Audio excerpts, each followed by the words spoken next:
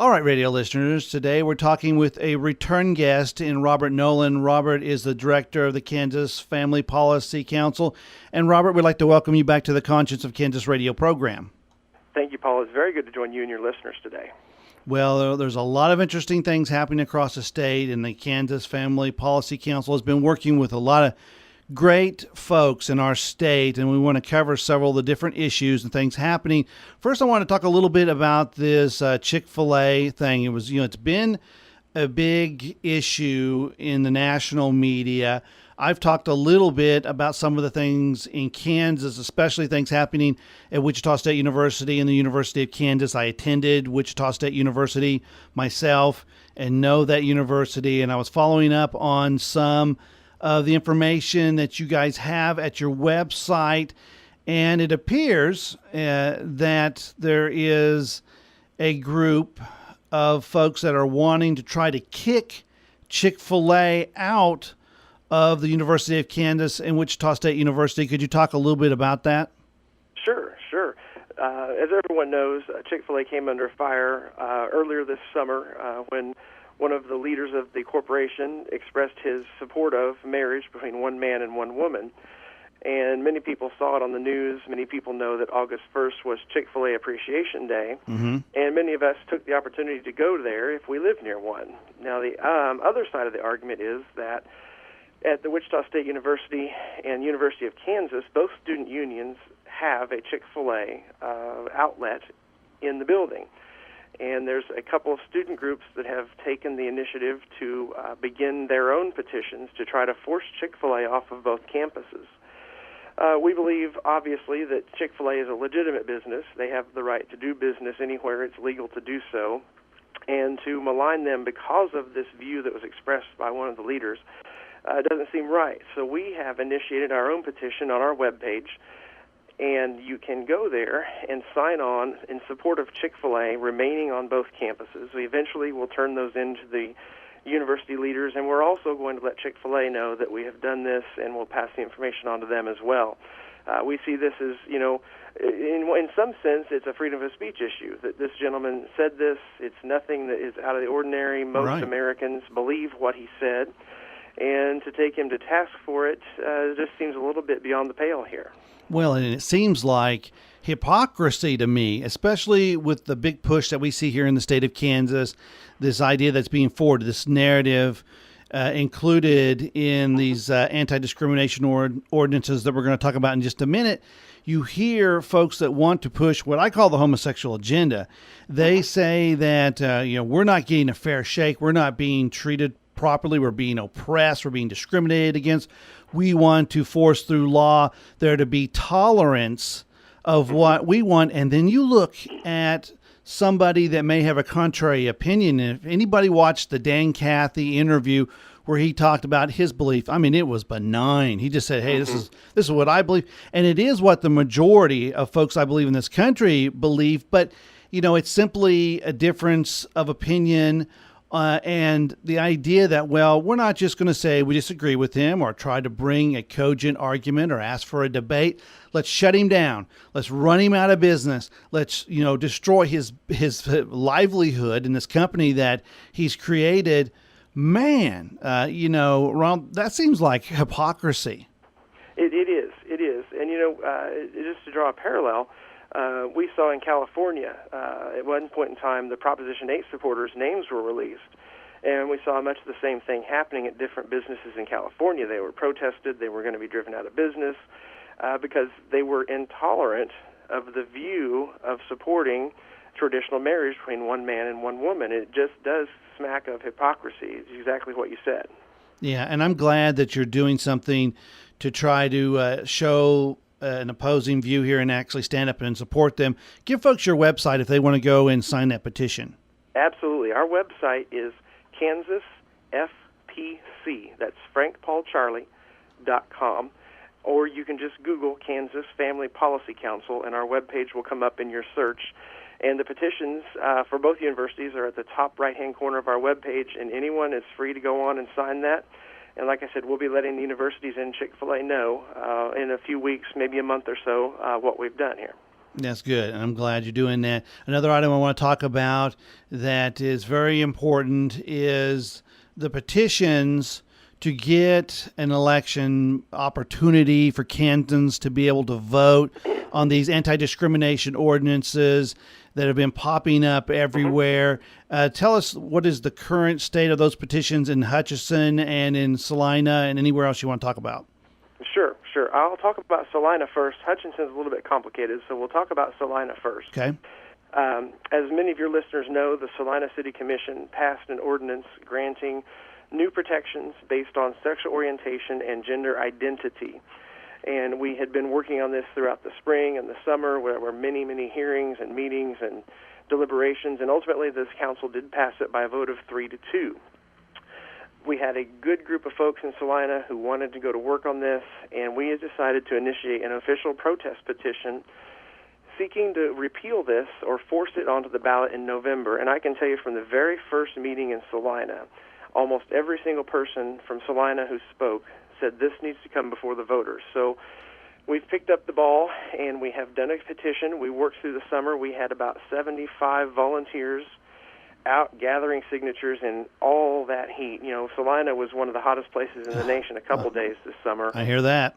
And they were out gathering signatures, and a little over a week ago, we turned in a little over 2,400 signatures to the city clerk, and the election commissioner then set to work verifying the signatures. We were required to have 1,297 valid signatures, and a valid signature is a signature that's been put on a piece of paper by a registered voter in Salina. And we did achieve the number that was required, and the matter will now come back before the city commission, and the city commission has the opportunity to repeal this on their own, or if they do not repeal it, it will appear on a ballot within 90 days, which would put us on the November general election ballot. Well, and that's where it needs to be. I'm confident. I tell people in Radio Land, I'm one of the citizens in Salina that signed that petition. I'm proud that I did that and had the opportunity to do it. But there was a little brouhaha there for just a moment. It was in the Salina papers where they said, will the petition be, ratified? Some issue with a, tell us what that issue was. Yes. The day after we turned in the petition, I got a call from some local media saying that the election commissioner had noted a problem on about 59 pages of our petition. And the claim was that it hadn't been notarized. And I went back and I had seen these copies come through. And everyone who's ever had something notarized knows that many years ago they would use an embosser, which would actually crimp the paper and place a seal sort of in the paper. But many notaries now use a rubber stamp that has ink on it. Yep. And the election commissioner maintained that because the embossed, crimped notary did not appear in a copy of the petition, that he could not count those. And that resulted in 59 pages and about 470 signatures being discounted automatically.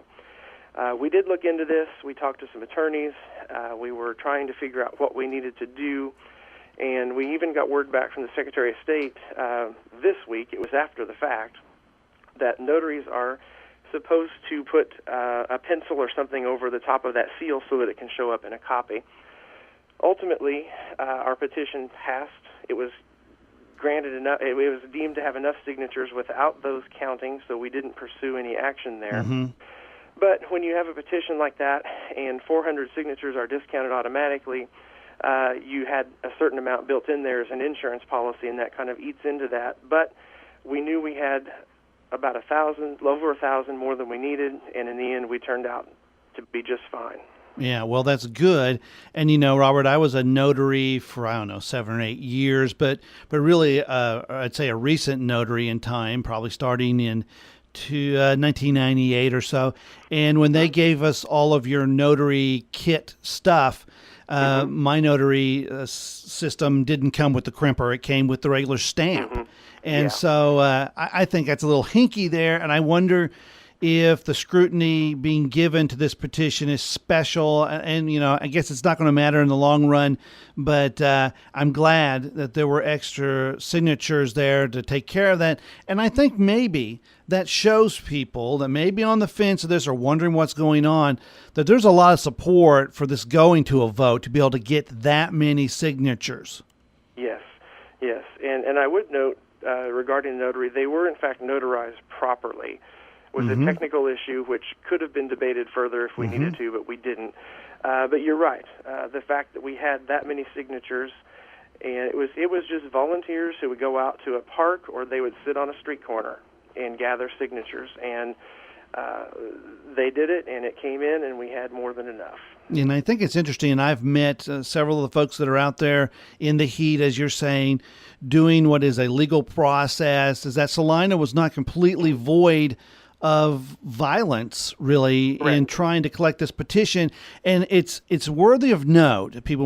Some folks will want to say I'm trying to dredge up drama here, but there has been such a framing of Christians and those that believe in traditional values and people that love the values of Kansas, that these are the bullies, these are the bad guys, these are the draconian, totalitarian people. And yet none of those people acted out in any of the debates they had in the city. None of them acted out in any of the rallies or meetings where people talked about this issue. It was, in fact, somebody on the other side that acted in a violent way, trying to destroy legal signatures to this petition. Correct. I believe it was probably late July. I can't remember the date precisely right now. We had two ladies who were gathering signatures in a park, and a gentleman drove up and approached them and acted as if he wanted to sign the petition, and he was visiting with them, and it seemed to be taking a few minutes for him to sign this, and they discovered he was in the act of actually crossing through names on the particular petition sheet that was on the clipboard when he got there. And they tried to get him to stop, and I think he said some mean things, some nasty things to them, and threw the clipboard at them and left. These folks got his his car tag number, and the police did eventually catch up with him, and he was ticketed for disorderly conduct and destruction of property. Yeah, and rightly so. I can tell you that as a former Kansas police chief, you can't do that, and it really, I think, tells the tale to people that may be on the periphery of this issue, that the folks that want to put it to a vote, I mean, how can anybody see that as draconian? The idea of letting the people have a voice in this, letting people vote and accepting the outcome. I'm willing to accept the outcome of what takes place here, and I am confident that the will of the people will be addressed in a vote, and it is not addressed when you have a 3-2 majority of your council doing this almost by the dead of night from a special interest group. I feel that is totally wrong. Real quickly, what is happening in Hutch that makes that a little bit more of a situation? Yes. Yeah, same thing in Hutchinson. We had an ordinance that passed that granted some limited protections based on sexual orientation. But at the meeting in which that ordinance was passed, just moments before the vote, there was a discussion among the city commissioners about what the next steps might be. How do we expand this ordinance in the future? And the citizens of Hutchinson saw it rightly for what it was. It's an incremental, progressive process that is going to be back next year for more or different protections. So we initiated the same petition process in Hutchinson, and we were successful there. We needed 327 signatures in Hutchinson, and we turned in a little over 1,350, so we had 1,000 extra signatures in Hutchinson. And at the same time, the gay rights group initiated their own petition, and this is where it gets a little complicated. Our petition was to repeal the new ordinance, period. That was it, just repeal it. The gay rights group has put together a petition of their own that says, we also want to repeal it, but we want to amend it with even more protections. So both petitions were deemed to be sufficient. Both had the right number of signatures to be put before the city commission. And if you think about this, both petitions seek to repeal it. One of them seeks to add to it, or in some instances just replace it with new protections. And there's a number of ways this could work out, because the city commission will have to vote on both petitions at this time. And they could approve one and not the other. They could approve both. They could approve neither, which sets up an interesting situation on the ballot where we could, in fact, have two ordinances dealing with, or we could have two questions on the ballot dealing with the same question, but one will be a yes and one will be a no vote. So we have to be very careful moving forward. And the City Commission will meet on the 4th of September to consider both petitions and to vote up or down on either one of them or both of them. That's interesting, and I could see that being very confusing to people that are going to go and vote, on especially how they word it. Now, do you see this as a strategic ploy to try to stymie what is going on with the petition to repeal? Because every time I interview folks that are pushing this homosexual agenda, they all say, well, no, we're not looking for an incremental slippery slope and to try to jack up different things. We just want this little piece of this little bit over here, and you're just being terribly mean by wanting to deny us this. Or are things just going full bore in Hutchinson with the homosexual agenda? What do you think?